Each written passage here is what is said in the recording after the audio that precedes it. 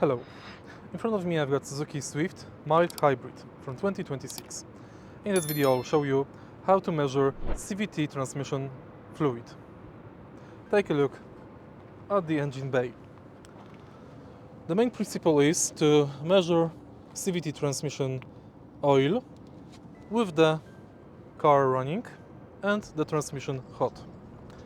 Right here we've got the dipstick. Pull it and clean it. Place it back,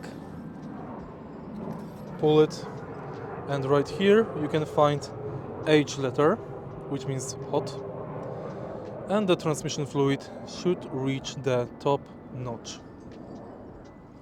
And that's how you check the transmission fluid level.